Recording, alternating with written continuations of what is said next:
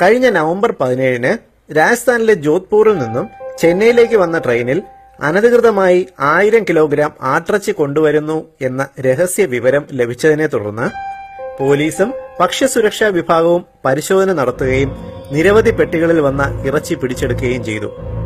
പക്ഷേ ഇറച്ചിയുടെ നിറവും എല്ലിന്റെ ഘടനയും പരിശോധിച്ചപ്പോൾ അത് ആട്ടിറച്ചിയല്ല, പകരം നന്നായി വൃത്തിയാക്കി പാക്ക് ചെയ്ത പട്ടിയിറച്ചിയാണ് എന്ന് തിരിച്ചറിയുകയുണ്ടായി. കൂടുതൽ അന്വേഷണത്തിൽ ജോധ്പൂരിൽ നിന്നും നായയിറച്ചി ഇന്ത്യയുടെ പല ഭാഗത്തേക്കും കയറ്റിവിടുന്നതായും അറിയാൻ കഴിഞ്ഞു.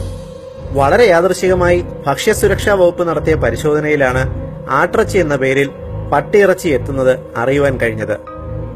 ഇത് ചെന്നൈയിൽ നടന്ന സംഭവമല്ലേ എന്ന് ആശ്വസിക്കാൻ വരട്ടെ. ഒരുപക്ഷെ നമ്മുടെ നാട്ടിലും കാലങ്ങളായി പട്ടിയിറച്ചി വരുന്നുണ്ടാവണം. ആടിന്റെ കൊഴുപ്പ് ചേർത്ത് പാകം ചെയ്താൽ ആട്ടിറച്ചിയും പട്ടിയിറച്ചിയും തമ്മിൽ തിരിച്ചറിയാൻ പോലും ആകില്ല.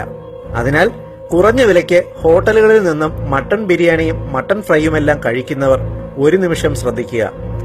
നിങ്ങൾ വിശ്വാസയോഗ്യമായ ഹോട്ടലുകളിൽ നിന്ന് മാത്രം മട്ടൺ വാങ്ങി കഴിക്കുക. അല്ലെങ്കിൽ നിങ്ങളുടെ പ്രിയപ്പെട്ടവർക്ക് വേണ്ടി നിങ്ങൾ വാങ്ങുന്നത് ചിലപ്പോൾ തെരുവ് നായയുടെ ഇറച്ചിയായിരിക്കും. ഈ മുന്നറിയിപ്പ് ദയവായി എല്ലാവരുടെയും അറിവിലേക്കായി ഷെയർ ചെയ്യുക എന്ന് ഓ മൈ ഹെൽത്ത്.